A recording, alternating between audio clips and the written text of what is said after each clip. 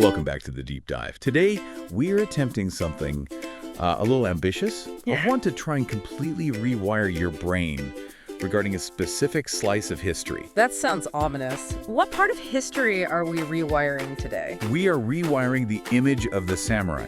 Because usually when we talk about 16th century Japan or, the concept of Zen, the mental image is very specific. It's stoic, it's serious, it's men in dark armor sitting in silence, sipping tea, contemplating the void. It's all very monochrome. Right. It's the wabi-sabi aesthetic. It's quiet, rustic, and frankly a little stiff. It's the image that has been exported to the rest of the world for centuries. Exactly.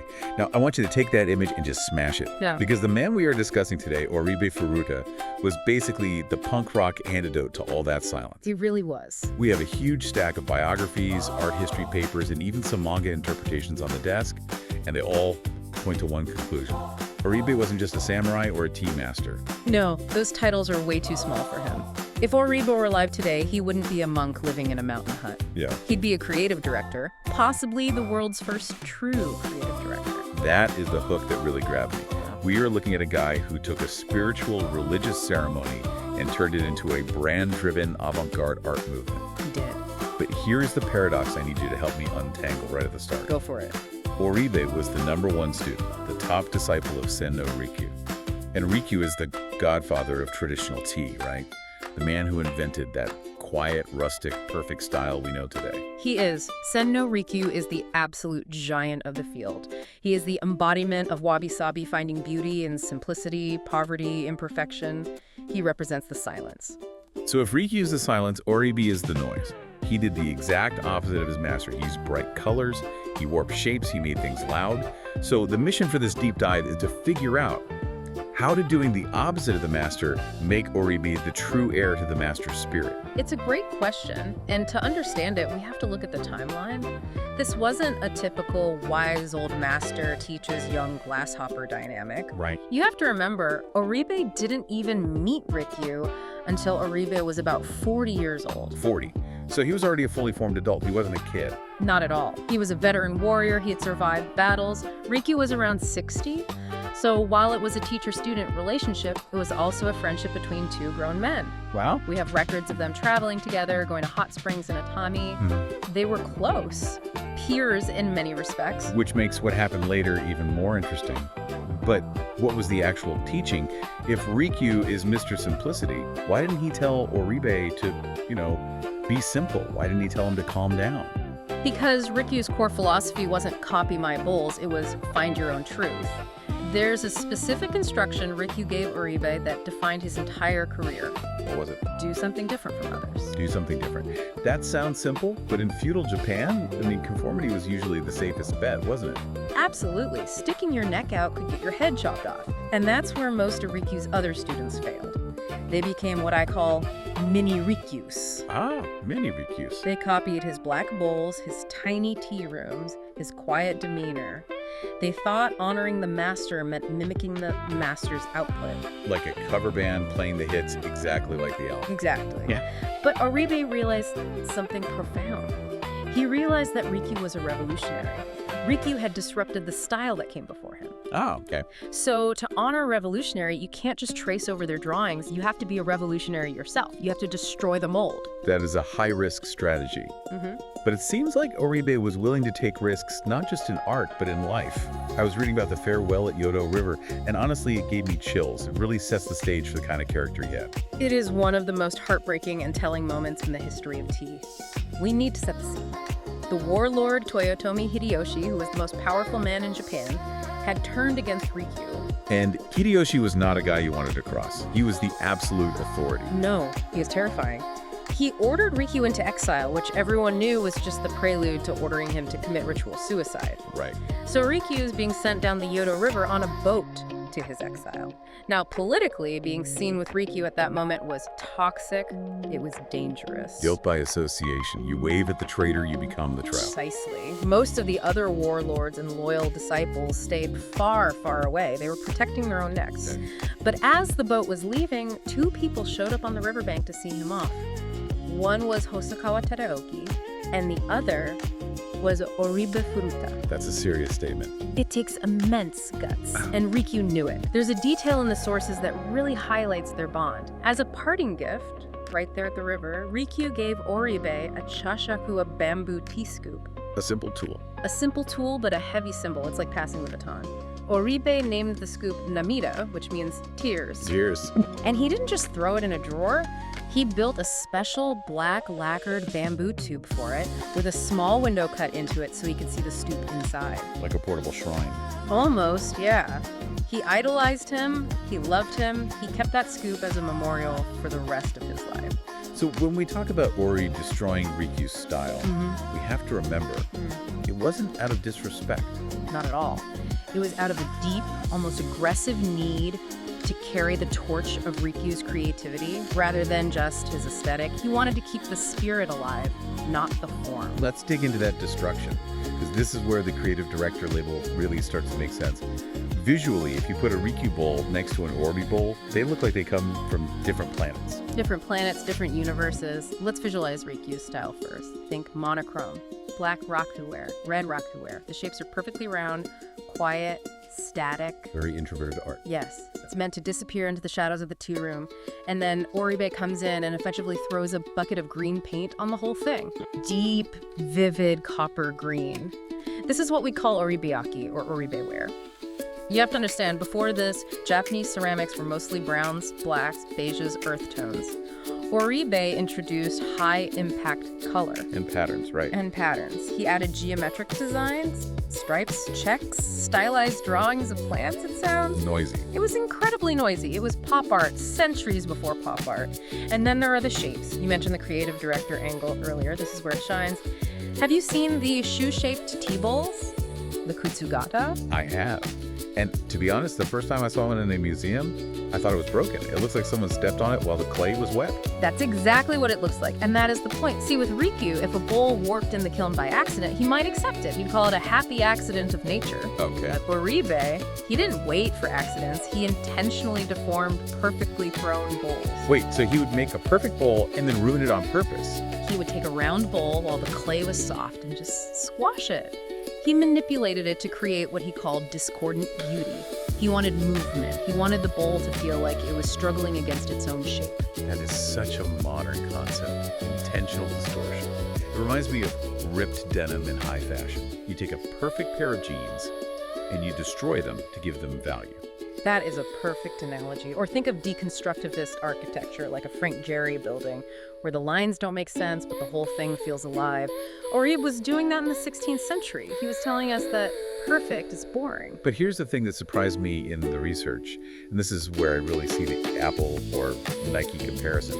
We keep saying Oribe this and Oribe made that, but he wasn't actually a potter, was he? No, and this is the crucial distinction. We have this romantic image of the artist as the guy with clay under his fingernails, spinning the wheel alone in a hut. That wasn't Oribe. He was a producer. He was a producer, an art director. He didn't touch the clay for the mass production, no.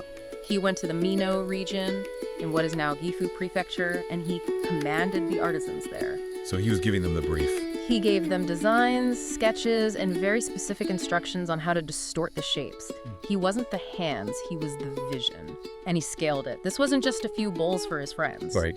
He organized mass production. He utilized these innovative climbing kilns, Renboshiki no Burigama. These are huge kilns built on a slope, chamber after chamber, that could fire massive amounts of pottery at once. He essentially built the Oribe brand. Fascinating. He separated the idea of the art from the execution. Yep. That is exactly what a creative director does. It is, and the people of the time recognized this was something different. They even had a specific term for him and his work, hyougemono. Hyougemono, that's the title of the manga we mentioned. What does it actually translate to? It's tricky to translate perfectly, but it means roughly a jocular fellow or a whimsical thing. It implies something funny, weird, playful. So his art was supposed to be funny. It was supposed to make you smile, or at least make you do a double take. It broke the rules of seriousness. He was a little bit of a troll. I love that. He brought humor into a ceremony that became incredibly stiff. But why then? Why did the pendulum swing from Rikyu's quiet minimalism to Oribe's loud, green, funny distortion. It's rarely just one person. Art is a reflection of the mood of the era, the Keyburn. And the pendulum theory is really at play here. Oh, so. Well, look at the context. Rikyu lived through a time of constant, brutal civil war. His art was an escape.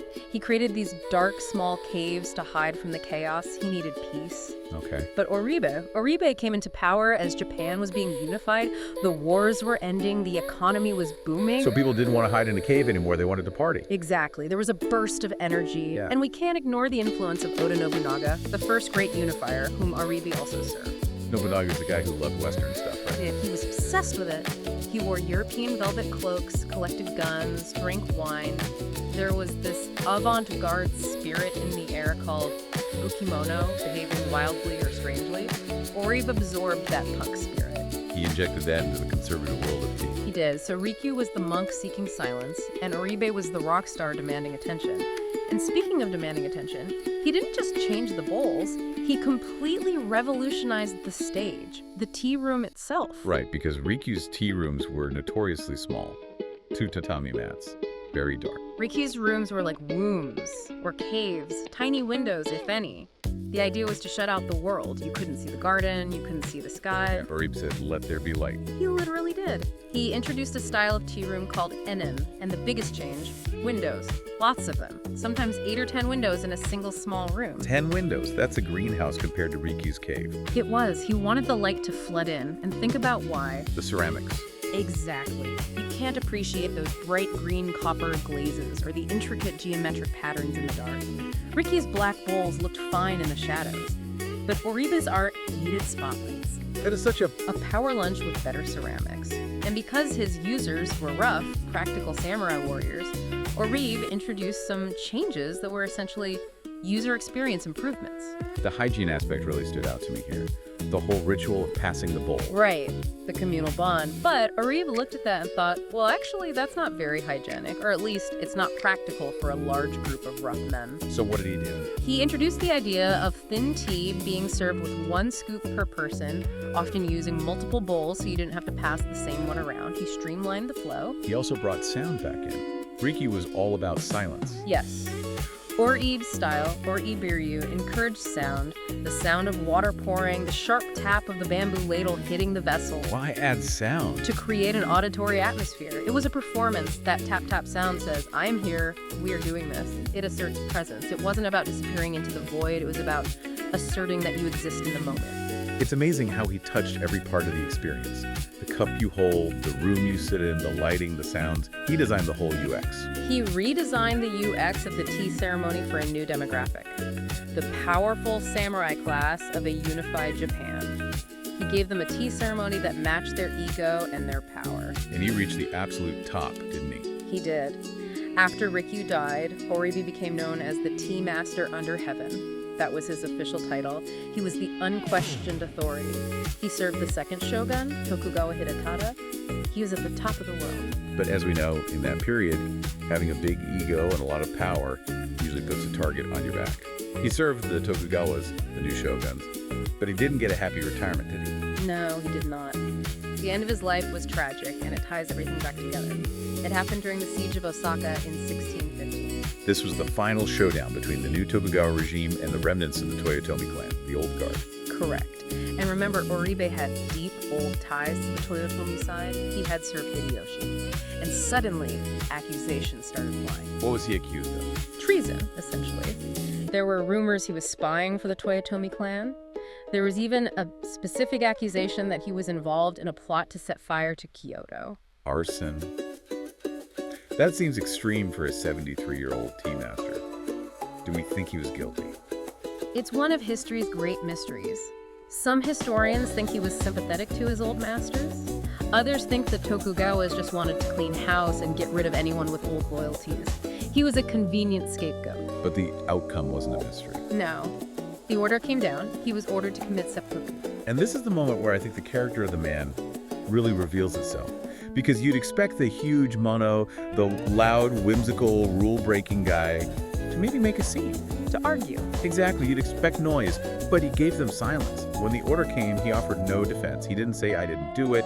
He He didn't beg. Total silence. Total silence. He accepted the order and took his own life. And I think that silence is the final piece of the puzzle connecting him to Rikyu. Because Rikyu also died by seppuku on the orders of a warlord, Rikyu also faced death with absolute stoicism. In his final moments, Oribe didn't use his Oribe style. He returned to the Rikyu spirit. Wow. He showed that underneath all the green paint and the distorted shapes, the core of the samurai was still there. That is profound. It's like he knew when to be the creative director and when to be the samurai. Precisely. And the tragic aftermath was that his family was crushed, his sons were killed, the Furuta family as a political force was wiped out. But the art. The art survived. The Oribe style was so powerful, so distinct that it didn't die with him. His disciples, like Kobori and Shu, carry the aesthetic forward. And crucially, modern art historians often say that art pottery as artistic expression, not just a utility, began with Oribe. That makes sense. Before him, a bowl was a bowl. After him, a bowl was a statement. Exactly. You can walk into a department store in Tokyo today or a pottery shop in London and buy an Oribe-style plate. That green glaze is iconic. And that brings us back to our original mission. Why is he the true heir of Rikyu? I think you have the answer now. If Oribe had just copied Rikyu, the art form would have stagnated. It would have become a museum piece, a relic. Right. It would have been dead. Exactly. By destroying the form, he kept the spirit alive. Rikyu's spirit was about challenge. It was about defining beauty on your own terms. Oribe understood that perfection is boring. He showed us that distortion and ugliness can be beautiful if there is intention behind it. He taught us to embrace the weird. He did. He validated personal taste over established rules.